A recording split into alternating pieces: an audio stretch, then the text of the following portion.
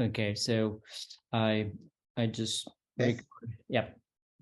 So let me So introduce you. not only diet, we have cholesterol concerns as well. Yeah, the today topic will be mainly about the cholesterols and the statins and all those diet hard hypotheses. Like we'll be talking Sure. about. So let me introduce you first, David. Today I'll be talking about cholesterols and the statins. And my guest for today is Dr. David Diamond. He's a professor of neuroscience and he's a scientist. And he has been working on cognitive and the neuroscience for decades. And he worked at the University of South Florida and Oh, South Florida. And David has David. The main point is that you're not even a cardiologist, and you have been working as a department of psychology at University of South Florida. So my point is that's that correct. my point is that you're not even a cardiologist. This is not even your job to figure it out what is happening. But the mainstream medical community, they have been telling that LDL cholesterol is causes the heart disease and stroke. And but Dr. David has evidence and the science that says otherwise. So David, what make you from point A to point B? Like how did this happen? Okay. So as you just said, I'm a neuroscientist. I've been a neuroscientist for over 40 years, and I've had a very successful career. I've published 150 papers on the brain. But about 25 years ago, as a result of taking a blood test, I was put into the extremely high risk category for developing heart disease. I had astronomically high triglycerides, which were about 800, and abysmally low HDL, which is in the low 30s.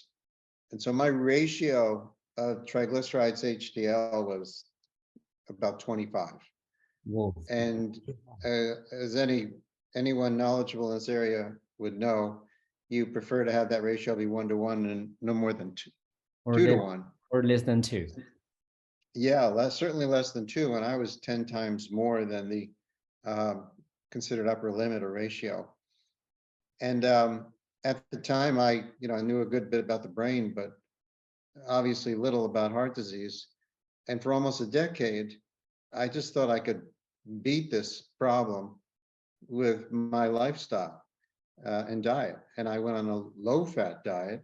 I already hadn't eaten much meat, so I cut back on meat and fat, and I exercised like crazy. And all that happened was that I gained weight. I was about 30 pounds heavier than I am now. And triglycerides just kept going up. And finally decided to read for myself based on my background. And even though my specialty is neuroscience, my background is biology. Yeah. And so I started reading about diet and heart disease and triglycerides and realized the problem was that I was eating too much bread and potatoes and ice cream. I cut back on the carbohydrates, and very rapidly my triglycerides plummeted about 75%. My HDL raised about 25%, which was great. And I lost weight. And then discovered once your triglycerides get low enough, you can measure your cholesterol, your LDL. Yeah. My LDL is extremely high.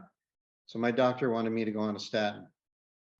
I read more on the topic, and that led me to realizing that the great fear over high LDL is not warranted. This is from my reading the literature and of so much that's been done over the past 50 years. And sort of a breakthrough was about 10, 12 years ago. I gave a talk to the public. And this is really just my personal crusade. I gave a talk to the public on this topic, which was sponsored by my university. And I didn't even know it was going to be recorded, but it turned out it was recorded, put online, and went viral. I couldn't believe it. The next day, there were 100 people that actually watched my video. It's like, wow, look at that, 100 people. Well, by the end of the year, there were over 200,000 people that had watched my talk. And since then, I've been invited to share what I've learned at different conferences. I've spoken to cardiologists. You know, and I really think I've been tested because I've specifically published papers that have been assessed by cardiologists. I've gone to cardiology meetings, diabetes meetings, low carb meetings, and I can say I've stood toe to toe with the cardiologists who say cholesterol causes heart disease. David, I fared well. let me take you to 1980s. I'll take you back to 1980s. So like I'm going to quote a study because I've been to all this, being a internal medicine doctor, I have privilege to read paper, to analyze the paper and what is relative risk and what is the absolute risk. We'll talk about that later. Let me take you to 1980. I want to quote a study by Brown and Goldstein, and then again, even the last year, the European Society of Cardiology, they have been like the boogeyman of the old disease is the LDL cholesterol. They have been telling that your raised LDL cholesterol is associated with your cardiac events, your all rate mortality will be increases. You will have a lot of coronary artery disease. So, what is your take on this? That LDL causes heart disease or any coronary artery disease? That's completely wrong. I mean, it's see, the thing to realize is it's relatively easy to lower LDL from many different approaches. Whether you go on a vegetarian diet, you consume corn oil, you take herbs, garlic, and of course, medication. And so realize there are multiple different approaches to reducing LDL. And whether it's personal, as far as whether being a vegetarian diet basically has no real value. And the support for vegetarian diet, primarily from a biomarker point of view, is it lowers LDL. So of course, this is why vegetarians promote this idea. The cardiologists love the lowering of LDL because it's generated trillions of dollars in revenue. Primarily, of course, from statins, but there have been multiple studies since then. But we've published multiple papers to show that it's very clear that if you didn't have the financial rewards for lowering LDL, the science would have passed it years ago. There are far more important other factors that are related to heart disease than LDL. So it's very easy to tell that LDL cholesterol causes heart disease, even they quoted by the Brown and the Goldstein, and even the last year the European Society of Cardiology, and even we go back ages like the Ansel case, the died heart hypothesis, like it's they have been telling this for decades now that LDL cholesterol causes heart disease. So you have been questioning the role of LDL and the heart disease. Like, is that like correlation and causation is two different things? So I have been trying to tell my patient as well. So I literally want to know from you, David, like I have been telling them, so what is the real role of LDL? It's not plugging your artery, or it's not causing a heart attack. It's there to protect you, to save you. So I literally want you to focus on this part, that LDL, what does LDL does, and does really LDL causes the heart disease or heart attack? Well, you mentioned Brown and Goldstein a few times, and their research was actually very important, because what they were able to identify, why was it that you have high cholesterol for people with familial hypercholesterolemia?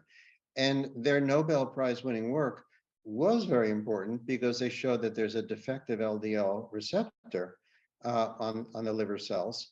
And as a result of there being a defective receptor, what happens is the liver ramps up LDL levels, cholesterol levels, essentially because the receptor is so inefficient. That's because cholesterol is so important that you have to make more of it to be sure to get it into the cells.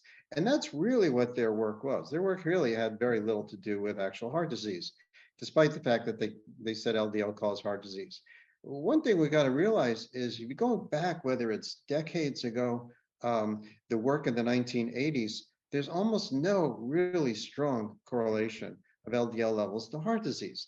For example, the people with FH, that's familial hypercholesterolemia, you find actually a very small percentage of these people actually develop heart disease. And specifically, they don't die of heart disease. You see overall normal levels of all-cause mortality. And in fact, elderly people with extremely high cholesterol have half the rate of cancer, about half the rate of non-cardiovascular disease, and a normal rate of death from cardiovascular disease. this is one reason that, and the cardiologists have ignored this, a reason why it's clear having high LDL alone does not cause heart disease. And you see this going back even to the 19th century and mid 20th century. There are people who are extraordinarily healthy with extremely high levels of LDL. So now what actually causes heart disease? Well, you've got to look at the primary pillars of heart disease. What you got to look at is high levels of blood sugar. Okay, you got to look at obesity, insulin insensitivity, metabolic syndrome. When in fact you look at the people with FH, the subset of people with FH that actually develop heart disease are the ones that have metabolic syndrome, insulin receptor insensitivity, high blood sugar, high blood pressure.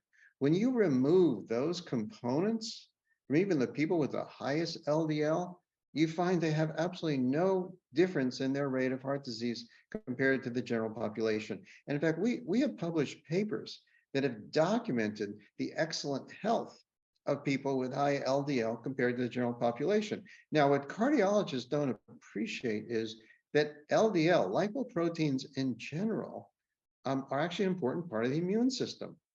So true. And so when we have an invasion of a pathogen, for example, bacteria or a virus, the LDL actually works with our white blood cells to help remove that pathogen. The LDL also works with our immune system to remove cancer cells. That is why people with extremely high LDL have such a low rate of cancer. We need to have a different approach to what LDL is. We need to think actually of LDL as a health molecule rather than something that evolution has produced to kill us. So it's a completely incorrect approach. And now let's look also, I think perhaps you want us to transition into LDL reduction, for example, with statins. People need to understand how the drug companies and people sponsored by the drug companies have been deceiving us for decades. And I have a manuscript out now that I hope will be published that documents 40 years of deception, and understand how it comes across. When doctors and patients see that statins reduce heart attacks by 50%, they feel so relieved. They feel so supported.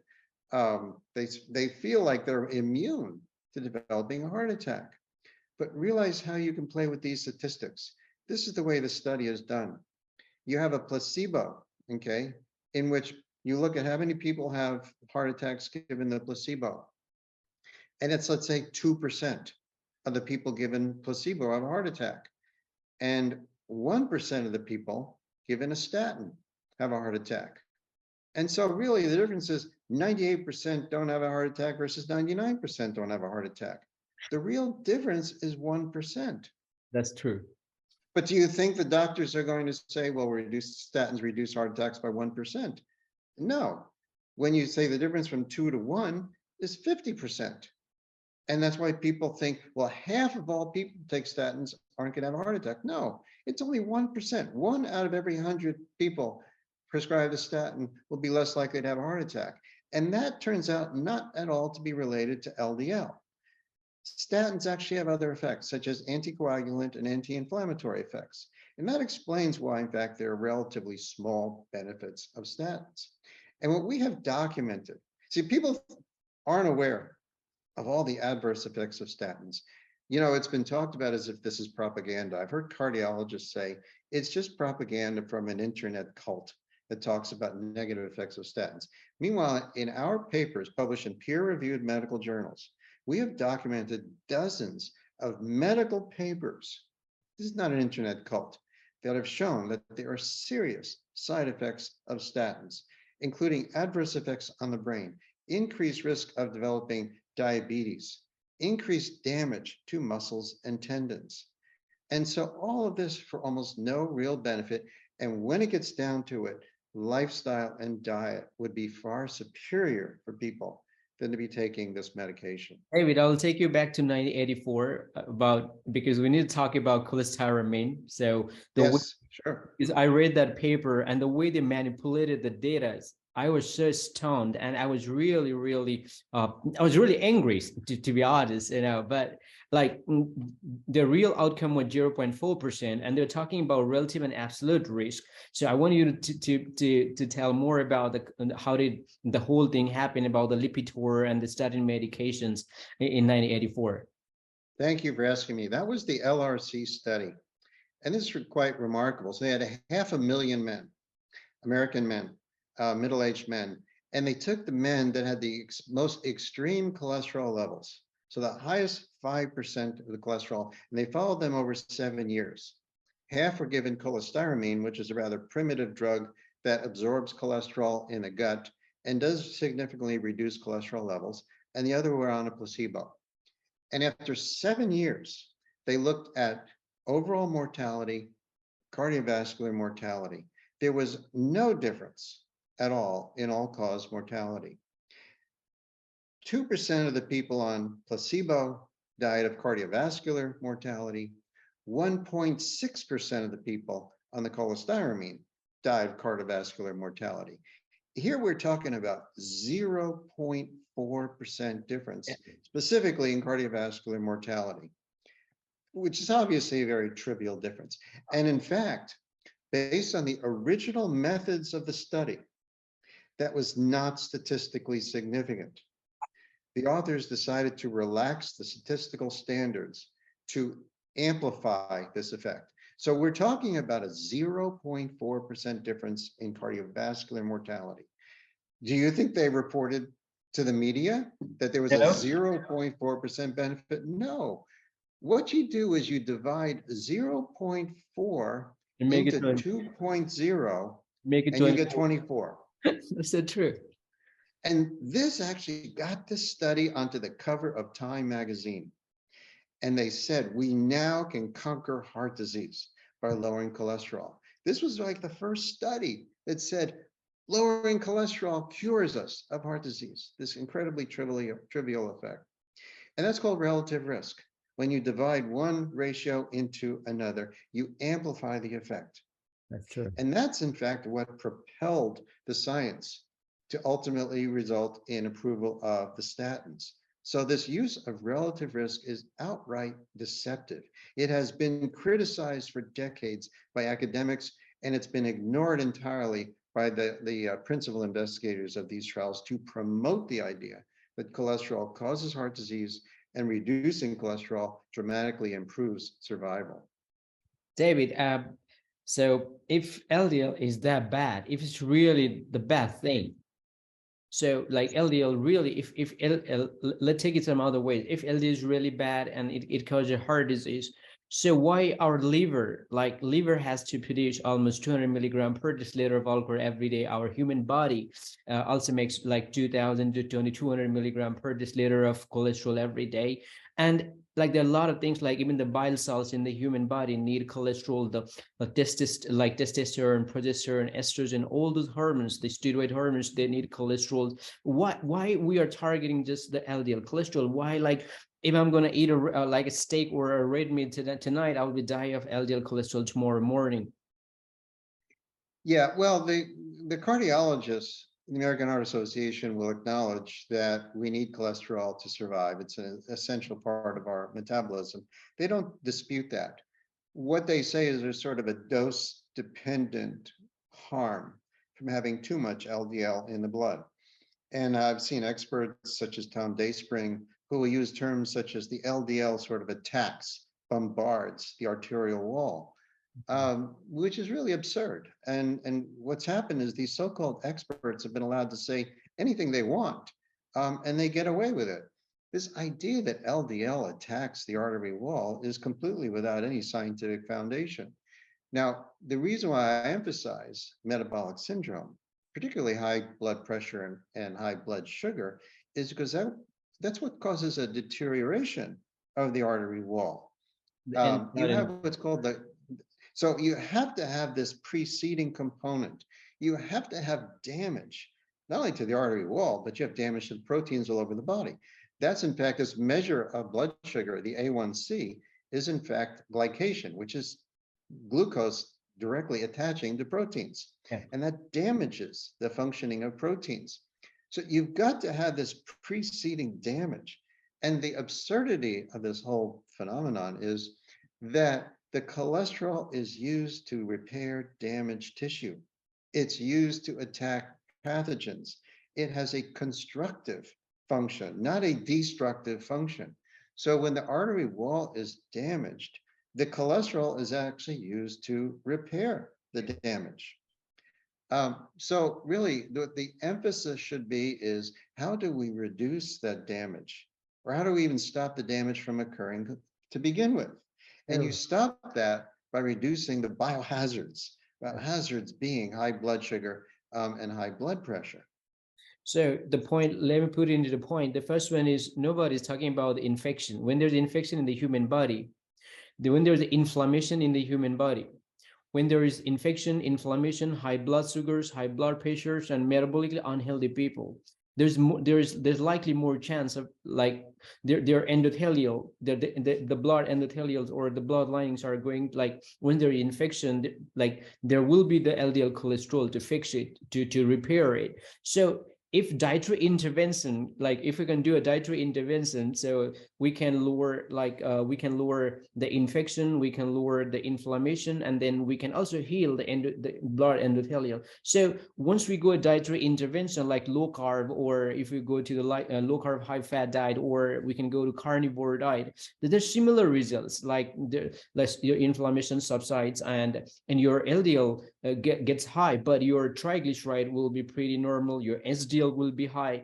But the only one point is that your LDL is high, and they will be targeting, like they will scare hell out of you, and you will be dying tomorrow morning, despite the fact that your SDL is high, your triglyceride is very low. But the only thing is that your LDL is getting high. So that the dietary intervention is working better here. So I love that you're so up on the literature. You're absolutely right in what you say. What is lacking, if we want to be strictly empirical about this, there has never been a study looking at low carb diet and specifically looking at coronary events. There is a great fear that the low carb diet in a subset of people will increase LDL levels, which frankly just has to do with energy transport. But the great fear is that all biomarkers can improve with a low carb diet, but in a subset of people, you can have an increase in LDL. And what I just think is horrible, there's an absurdity to it, is that clinicians would recommend that people on a low carb diet who have lost weight, who feel great, who have all biomarkers improving, but they will put that patient on a statin because they've increased their LDL levels. And there is no justification for that. Now, to be clear though, I cannot state absolutely 100% that it is safe to have extremely high LDL levels on a low carb diet, because nobody knows. Yeah. And we put that in our paper, nobody knows.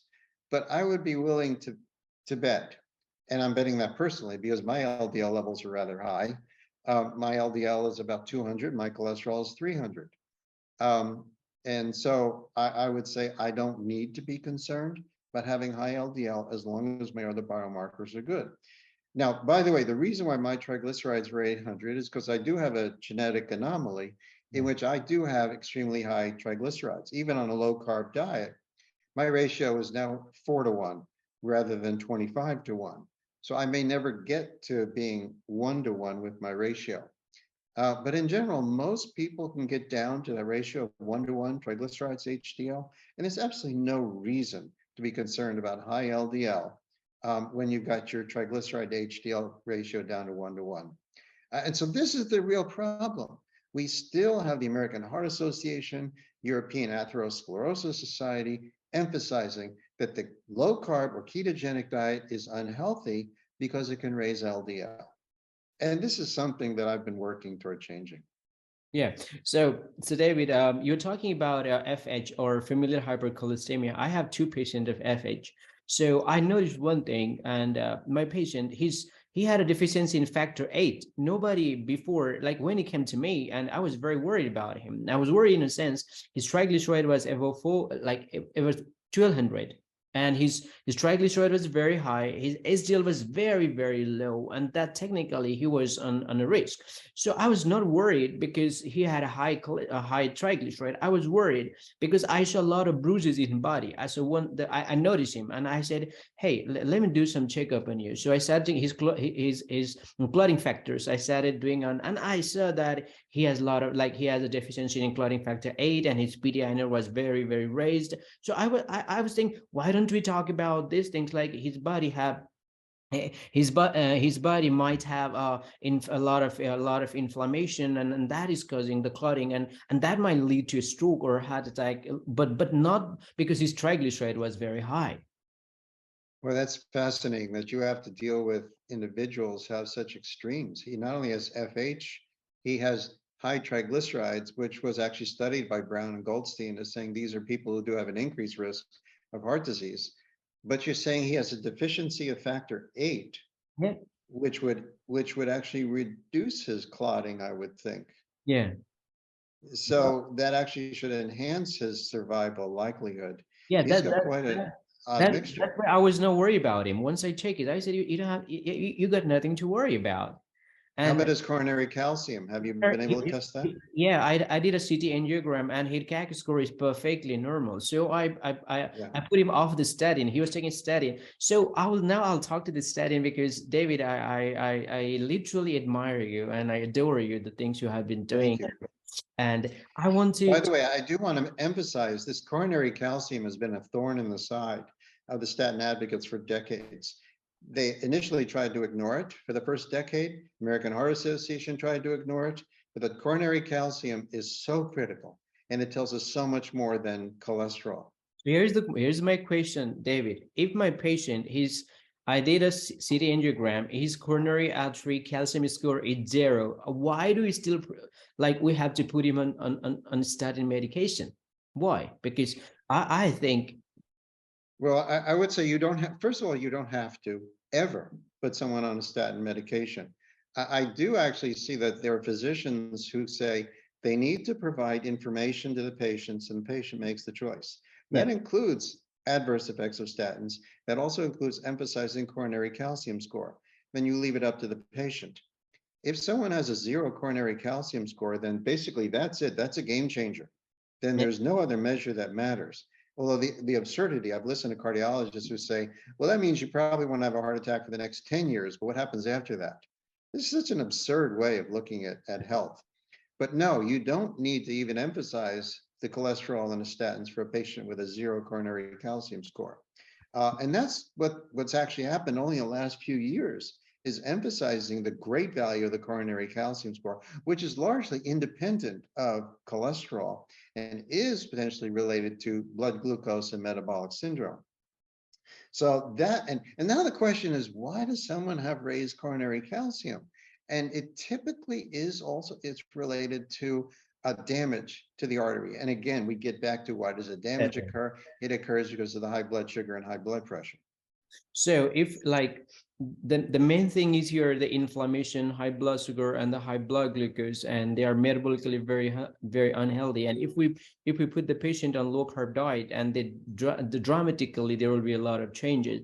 But as I told you, the only fear in my patient are because they have been hearing this, and they have been told all the time, like with the mainstream doctor fraternity or the community, that LDL will kill you. So I have been trying to tell them LDL, there's the 2 type of LDL, like the type A and the type B, and the type 1 is very small, and the floppy is like very short. But very good. And then type 2 is a very small and dense. And just imagine like what happening to you if you are on a very high carb diet or high fructose corn syrup, using a lot of seed oils, and they can cause a lot of inflammation in your arteries. And that time the small and the dense dense LDL can cause some damage. But when talking about the native LDL cholesterol, it's not going to kill you, because that LDL is there to protect you. It's like blaming the ambulance at a crime scene for causing the accident or killing the people. But I'm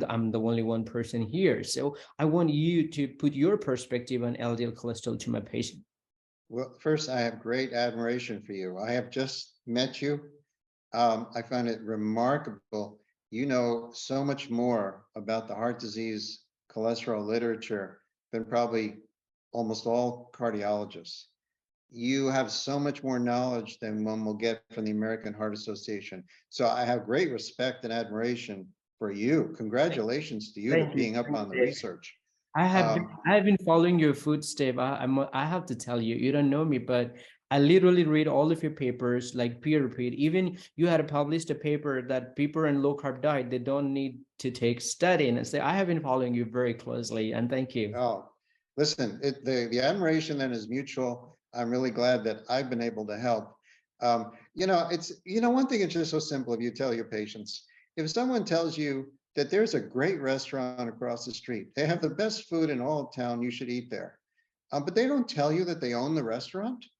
That's obviously wrong, right? Well, Yeah. they need to understand that the statin industry is the same way. They pay these people to promote the statins and to promote the idea that cholesterol causes heart disease. And the profits have been obscene that have come from lowering cholesterol for decades. They need to understand that there is a financial conflict of interest that has maintained this view that cholesterol causes heart disease. And understand that's also why it sells corn oil and soybean oil So and true. herbs, you name it. There's so many products that are sold to lower cholesterol. And again, it also comes from a philosophical point of view. The vegetarians love the idea that when you eat vegetables, you lower your cholesterol. It has nothing to do with heart disease whatsoever. So I think it's really important your patients understand that they have been misled for decades to fear cholesterol when in fact it's such an incredibly important molecule for our health. If they can improve their metabolism by reducing their blood sugar and their weight and naturally reduce their blood pressure by reducing carbohydrate consumption, they will live a longer, healthier life So true. without the medication. Yeah, David, here is like they have been using the word nocebo. Have you heard of it? I don't know. Have you heard about it? Yes, this is a part of the deception in the statin industry. What they want you to believe, and they've had incredibly flawed studies to promote this idea, that there really are no side effects to statins, that it's all in people's heads. And what they're saying is that when they give a placebo, people still report side effects. And what's horrible about this, first of all, is the side effects have been confirmed at a physiological level. So It's true. not just in people's heads. The diabetes that develops with statins is not in someone's head. You can measure the increase in blood sugar when We, someone's on a statin, the increase in diabetes. So the increase in cognitive effects have been confirmed in people, even when they're on the placebo compared to the statin. The second thing, the idea of the nocebo, by the way, is that when people believe that the statin will have side effects, that they then report it, that it isn't real. And that's just simply wrong. That's, again, part of the deception. So the nocebo effects, the studies themselves are flawed and the adverse effects are real.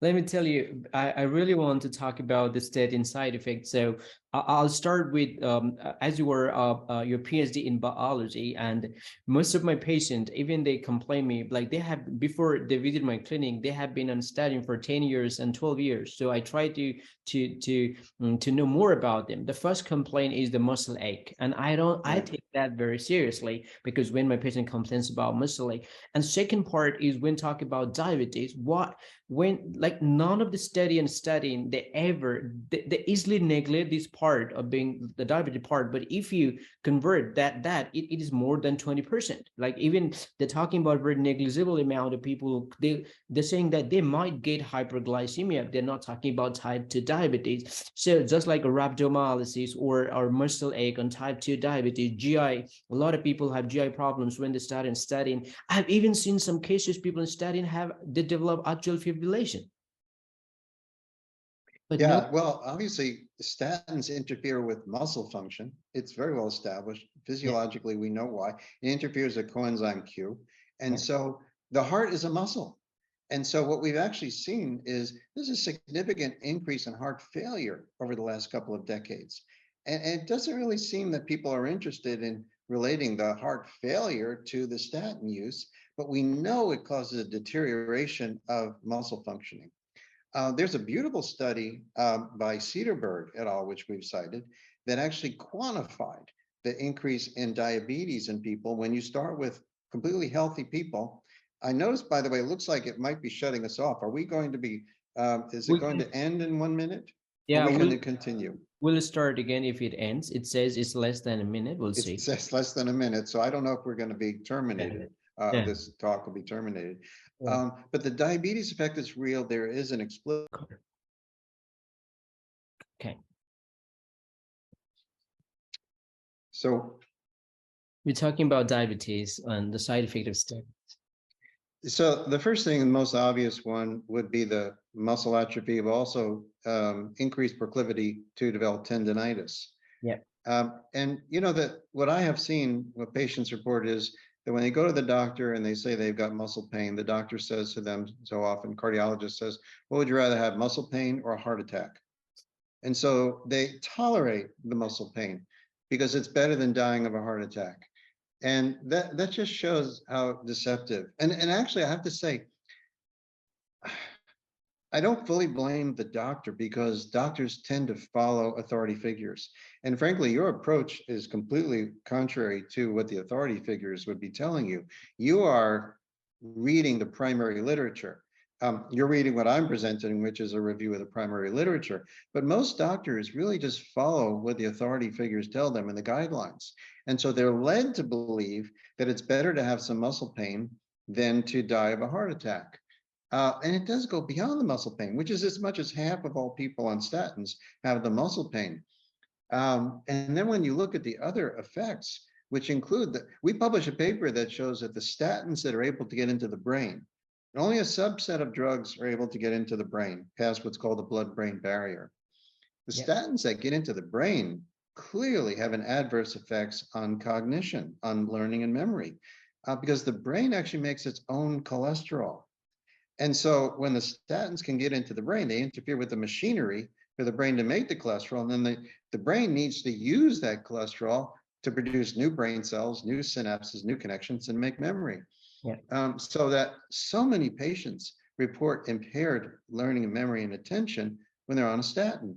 So what happens is they get put on a different statin and they keep trying different statins. This is also what has motivated the field to come up with brand new drugs. So you've got the PCSK9 inhibitors, and you've got the bempedoic acid, which has just come out now, which dramatically increases gout and development of gallstones. And again, people say, well, better to have these side effects than to die of a heart attack. And so the ultimate way to approach this, which is really difficult for people, is simply to stop eating foods that will raise your blood pressure. So true. And you know, you don't even have to say, well, I need to lose weight. What's really interesting is when people target the foods that we know will increase blood sugar. And I know it's difficult because sugar is addictive. But when you eat fewer foods, such as ice cream and candy and cake, and cut back on the bread and potatoes, you naturally feel more full. You naturally lose weight. You naturally lower your blood pressure and your blood sugar, and you just naturally become healthier. You don't even have to count calories, and you don't have to obsess over losing weight. And that's far better than taking medication with all of its side effects. So David, now I always tell people, I think the real message is you're not going to find good health in a pill. Good health comes from a good life and good lifestyle. Yeah. So now, David, let's go to the low carb world, because we talk about the what LDL does, and dietary intervention can lower your infection and inflammation, can lower your triglyceride, and can raise your SDL. So most of the time, I tell my patient, as long as your coronary artery calcium score is normal, your triglyceride SDL ratio is less than 2, there's nothing to worry about on low carb diet. But at the end of the day, they have been brainwashed that their LDL is going to kill them. And so I'm trying to explain them that LDL is a good thing. Your body needs need LDL to fix you, to repair you, and even your every mammalian cell membrane need cholesterol, you know, so to function properly. So putting that part aside, now let's go to the low carb diet, and I want you to tell my patient to, like, once they are on low carb diet and they raise cholesterol, so they have nothing to worry about these things, and how can they do the low carb in a good way? Especially in my country, people are very skeptical to having red meat. It's they scare hell out, and they're not going to touch it because they believe saturated fat is going to clog the artery. Saturated fat will kill them tomorrow morning.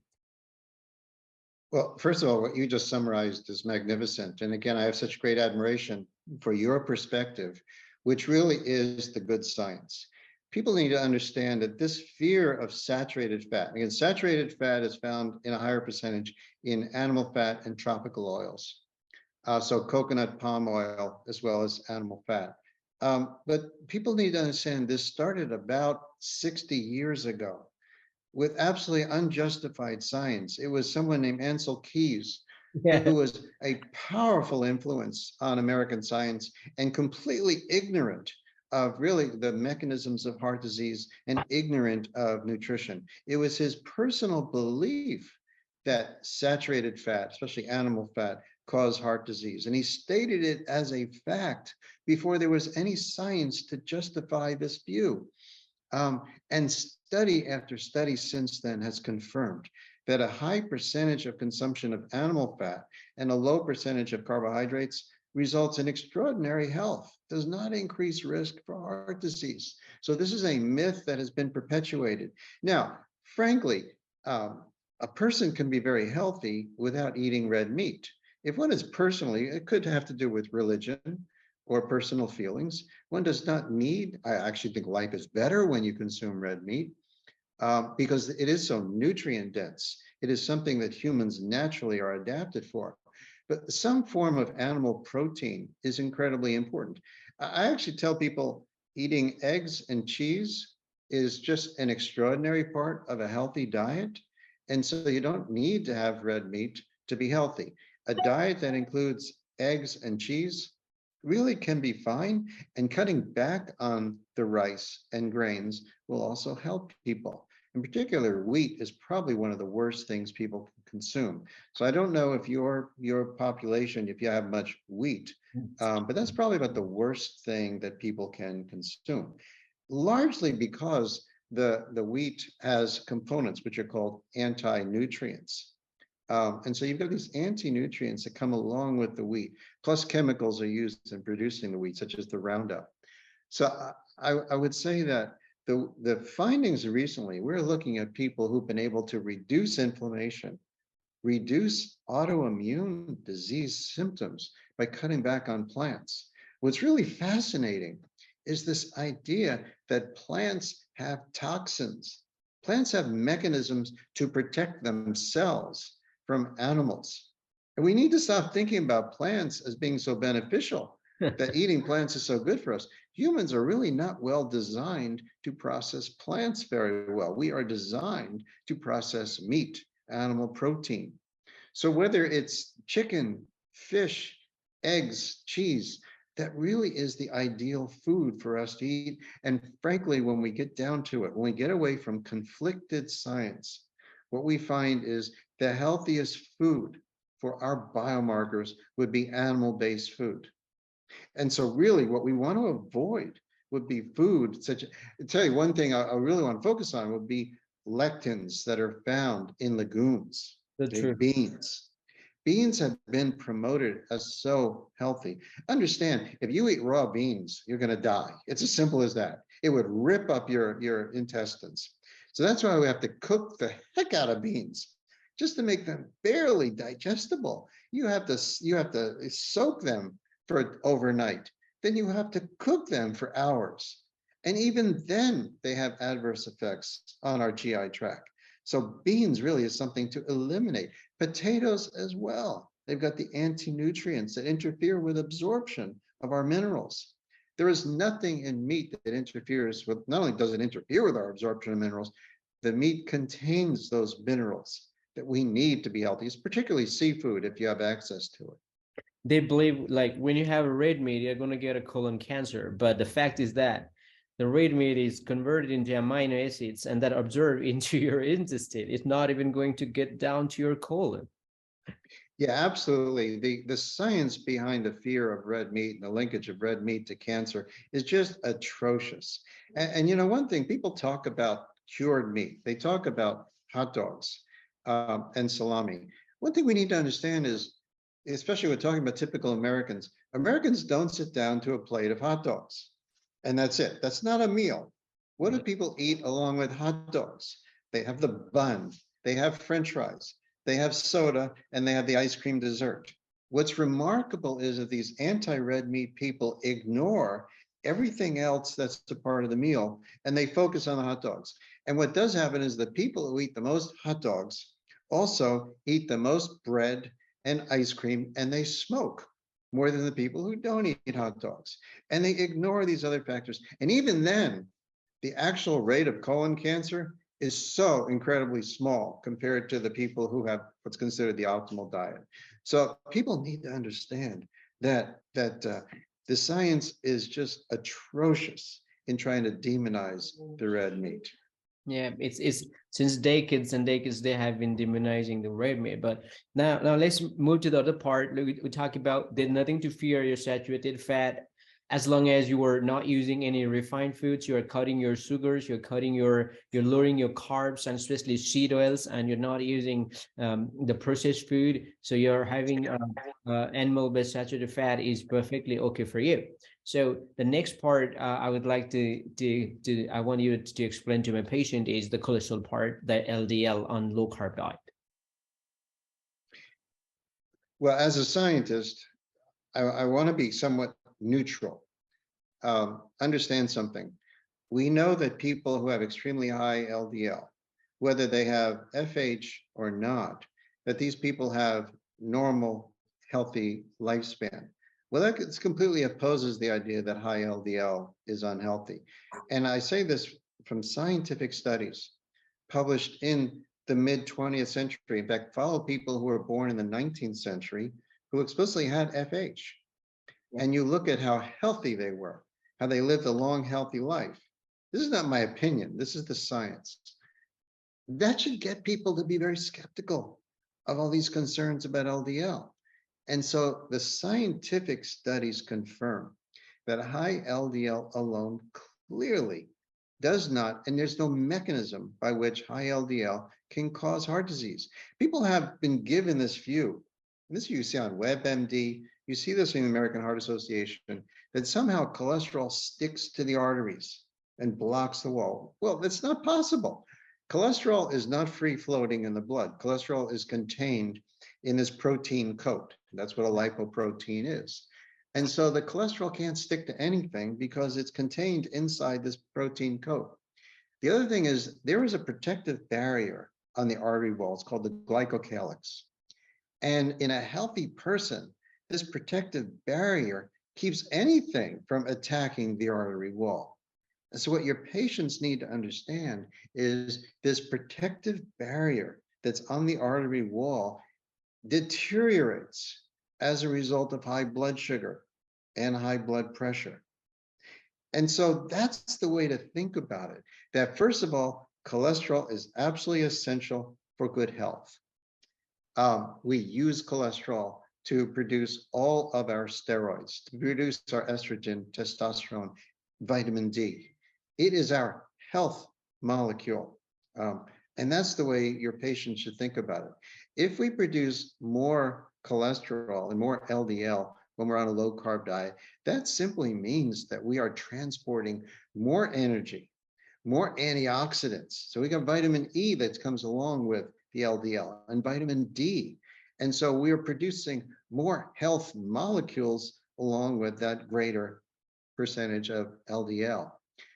I try to emphasize to people to think there's actually a benefit to having higher LDL. It means you will have less cancer. It means you will be healthier as you get older. And this is documented, frankly, even from statin advocates who have looked at population studies. It's a very nice study out of Norway that shows that people 70 years of age with extremely high LDL have half the rate of cancer and non-cardiovascular disease compared to the general population, and no greater cardiovascular disease compared to the general population. That should be a wake-up call to everyone to say there's something wrong with this idea that high LDL is harmful. And yet that is not being promoted because there's no money, frankly, in saying that high LDL is not harmful. There's an enormous amount of money and future profits that come from demonizing LDL. And this is what your patients really need to know. So now next question is, low carb diet is not sustainable. We can't do it for long. Yeah. See, this is kind of interesting. And it's like saying stopping smoking is not sustainable, that you can't stop smoking for long. Eventually you start smoking again. This is like saying to any drug addict, well, you're going to obviously go back on your drug. And it is the case that sometimes people will try to get off a drug and they go back on it. This is the way to think about carbohydrates. Carbohydrates are like a drug. I mean, they taste great. It's very difficult for me not to have sweets and pizza and potatoes. It's a compromise we make. And I always say people, it's not sustainable. I say, well, do you shoot up heroin? Well, of course not. Why? I mean, I've been told it feels great. Well, because I think it would be unhealthy for me to be shooting up heroin. Well, it's also unhealthy for you to eat sugar and ice cream. And so we make this compromise to hold off on pleasurable foods because we know ultimately it's unhealthy. Well, the low carb diet is sustainable for someone that wants to think about the benefits of holding off on consuming foods that frankly give us pleasure. I mean, that's why it is so addictive. I would like to have pizza every day. I would like to eat ice cream every day, but I make the decision not to do so because I know it's unhealthy. And if you can make that decision, then low carb is sustainable. Now, let's look at the alternative. If you can eat steak and fish and chicken and cheese and eggs every day, okay, to choose from that, and realize you don't need to count calories, that it is naturally self-limiting, that when you consume a high-fat, high-protein meal, you feel full.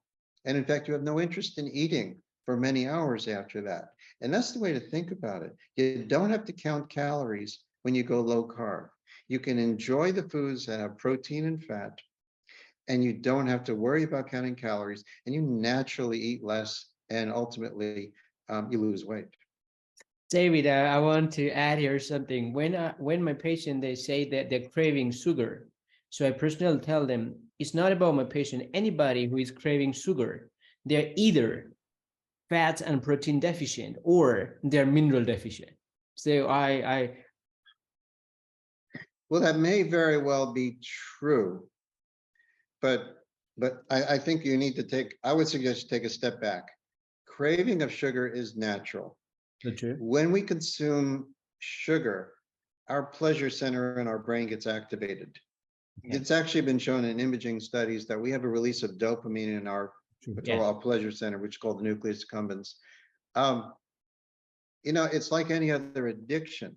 It's difficult to say no to something that gives us pleasure. And so that's where everyone is different. And I think it's difficult to go cold turkey. I actually slowly tapered off my consumption of carbohydrates. And I would tell you, there isn't a day that goes by that I don't crave sugar. But it's a compromise I make when I think about my long-term health. I'm willing to make that compromise.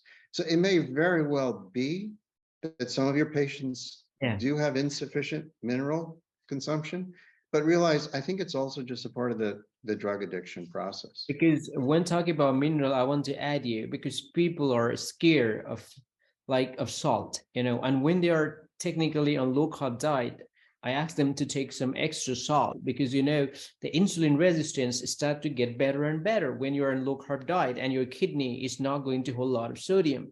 So when there is a lack of sodium in your body, you're going to feel dizziness, or you might experience some weakness.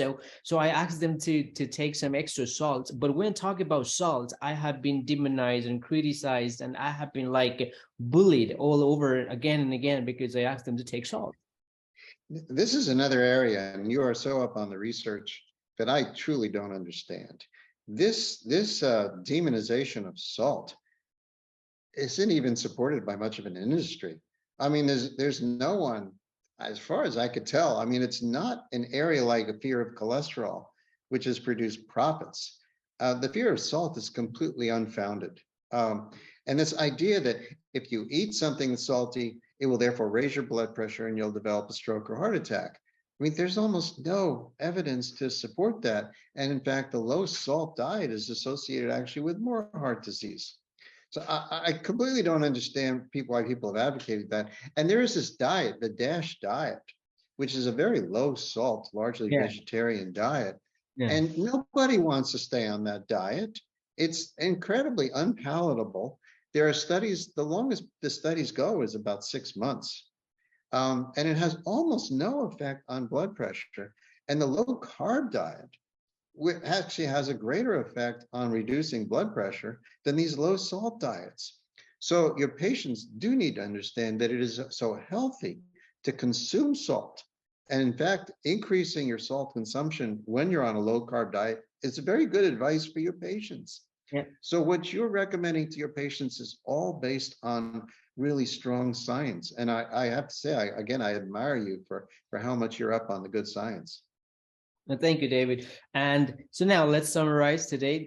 So I want your advice, especially this message from a patient. Look, what do you want them to do? Let's start with the top 5 things you want all the low carb community that I have created here. So they can hear your message, like take home message for all the low carbers, especially my patient. The top 5 or top 10 advice from you. I don't know if I can put it into a top 5 or top 10. But well, let's start first and understand that there is conflicted science. Much of the information we have received is based more on profit than benefiting patient health. We need to understand that the major organizations, such as the American Heart Association, are heavily sponsored by industry. I've actually looked at the tax returns for the American Heart Association, and they report receiving almost $1 billion a year in sponsorship, much of which comes from food and drug companies. Understand, there are about 24 drug companies that provide sponsorship for the American Heart Association. So it's very heavily subsidized, these organizations, by industry. That's the first thing. So we really need to be skeptical of all the recommendations. The second, there was a phenomenal scientist named Weston Price. You're probably familiar with him. Who almost 100 years ago, he was a dentist. And he traveled the world and he studied the people. He took pictures, hundreds and hundreds of pictures of people around the world who were on the natural diet, and looking at people who were living off of the local foods. And in the same region, you had other people who were consuming westernized type diets. There's a phenomenal difference in their health. Those who consumed the westernized type diets showed poor health, poor dental health, poor gum health, poor overall health. And whereas the people who are on the typical local diet were extraordinarily healthy. And you're looking at the health of humans really going back to 10,000 years ago for the development of agriculture. So this is something that's really important to think about. Modern foods sort of inherently are unhealthy. And I think ultimately, let's go to the next level, which is especially the modern grains and the overproduction of the easy access to sugar. Think of sugar as a drug. We want to avoid addiction to this drug. And so minimizing the sugar in our lives or any food that'll raise blood sugar. That includes potatoes of all kinds, including sweet potatoes. People think sweet potatoes is a health food. It's not a health food. It's still going to raise your blood sugar, and it's still got these anti-nutrients that are really unhealthy. And I guess finally, we need to stop worrying so much about cholesterol. We need to stop thinking that if we eat saturated fat, we eat red meat, tropical oils, and again, just the people who live on tropical oils in South Pacific have extraordinary health. It's been documented. You consume largely coconut oil, which is in the South Pacific. You find these people have no more heart disease than people in the rest of the world. No reason to fear red meat, saturated fat, no reason to fear cholesterol, LDL, and no reason to reduce your cholesterol by pharmacological means. There's almost no benefit whatsoever, and the side effects are very well established. They've been confirmed in the medical research, and they've been minimized by these financially conflicted organizations. Thank you, David. So, David, now we are at the end of our conversation, but still have you ever been to Nepal, David? Like most people know, I have never been to Nepal, and I would love someday to visit with you and come to Nepal. You can be I'll be your host, and I'll take you around to, it's a beautiful country with out of 10 tallest mountain in the world, we have 7 tallest mountain in the world, including the Mount Everest. Well, I'm not a mountain climber. I have seen only pictures and videos of Nepal. It looks absolutely magnificent and beautiful. The people also look magnificent. And I would absolutely love to come, and potentially you and I can work together. Yeah. And I don't know if I've told you that I'm now developing a company called Health Quest. Okay. And we want physicians such as yourself to be a part of our company. I would love to help guide people. So we'll talk more about getting you involved and potentially have Health Quest expand into Nepal. And so your patients can have access to the best information, not financially conflicted information. Thank you. And also, I started a small low-carb community, and I'm alone with my 6,000 patients. So wow. It would be such an immense pleasure for me to have Dr. David here in Nepal, so we can do a conference on low carb and low carb community here. That would be. Did you say you have 6,000 patients? Yeah, I have 6,000 patients so far in 3 years. Wow, that's fantastic. And I would suggest that you monitor their biomarkers, yeah, maybe before and after they go low carb. That's what I'm doing, and I have 52 cases of drug-free remissions. I'm going to publish next month in BMJ. And fantastic! Good for you. Yeah, I'm trying to collect the data very carefully, because Dr. David Unwin, he suggested me that I can be on his shoulder. So he really helped me a lot. He's a very, very generous guy, and he taught me a lot about data collections and everything. Wonderful. Now, are you saying this work is already accepted for publication in BMJ? No, I emailed my paper. I didn't get any response from them. Okay. Well, I would love to work with you, and to see potentially about publishing your findings with your patients. Yeah. Potentially there can even be some support from Health Quest. The website is healthquestglobal.com, and we just developed an app called My Health Quest. And so we want to be able to get this kind of information to the masses. So good for you. And I expect you and I will be working together. You look quite young, actually. I have to tell you, how old are you? I'm 35. 35. Yeah. Well, that's fantastic for someone so young to be so up on the research. Have you had any concerns about going against guidelines? When I started, I was bullied, and I was very disheartened, and I was all alone that time. And the only thing that was in my mind that I'm not wrong. I might be wrong, but what I'm doing is not wrong. I don't mean any harm to my patient, and I just want to tell them, like, let's work together. My patient and I, we are a team. Let's find what worked for you.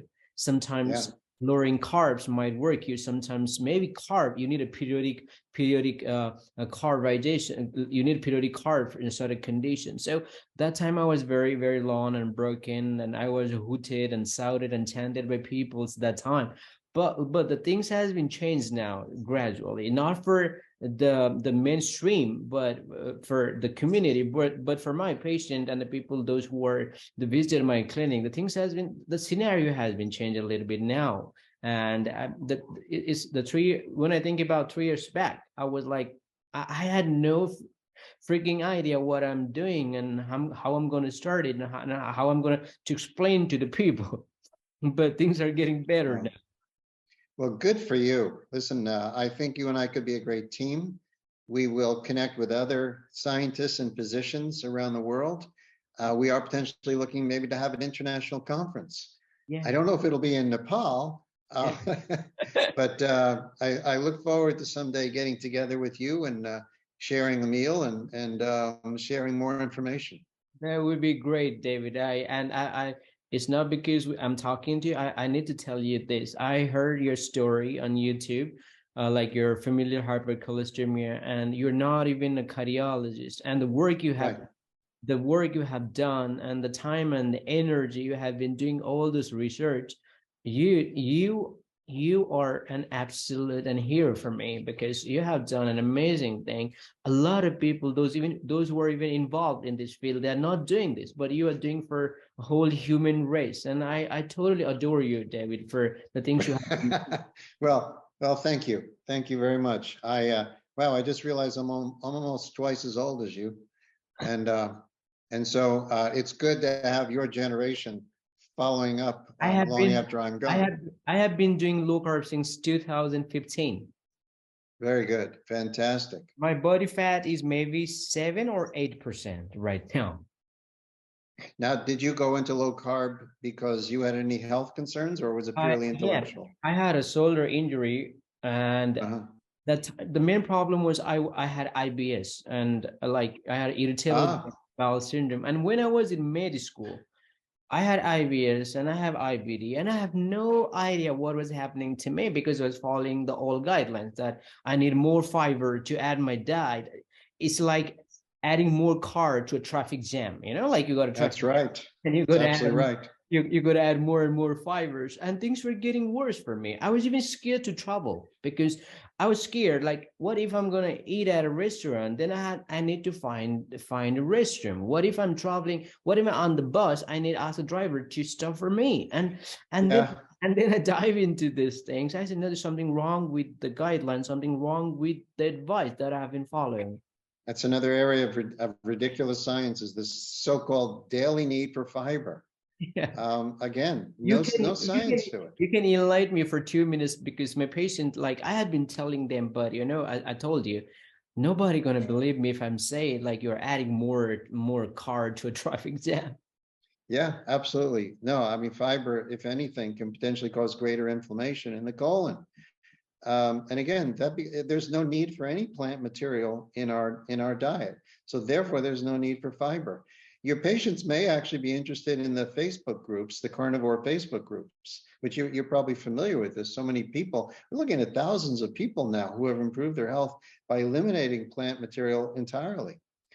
So there are Facebook groups that go by basically carnivore, different aspects, all on the same theme of carnivore, or plant-free diets. There's one group by Dr. Sean Baker, like on carnivore. Yeah, Sean Baker is a strong advocate for the idea that, and he's had it, I guess, for quite a few years now, in which he in fact prefers just to have steak. He's not big on organ meats. He doesn't eat much other than steak. But he does have some eggs and cheese. But others like Amber O'Hearn has gone entirely carnivore, and there's so many other individuals who found that autoimmune diseases and psychiatric disorders are improved by eliminating plants. Yeah. So David, hopefully I'm looking forward to work with you, and I really, Well, thank you. and I really wish you could visit to the country of mountain. And we know we don't only have mountain, we have a lot of like traditions and a lot of amazing food here. But as we're gonna just watch it because we are low carbers. But I'll take you to a low carb restaurant, and that restaurant is owned by me for my patient. Ah, must have very good food then. Wonderful. Yeah. I will be contacting you about getting you involved with Health Quest Yeah, to thank you, include David. you in the group.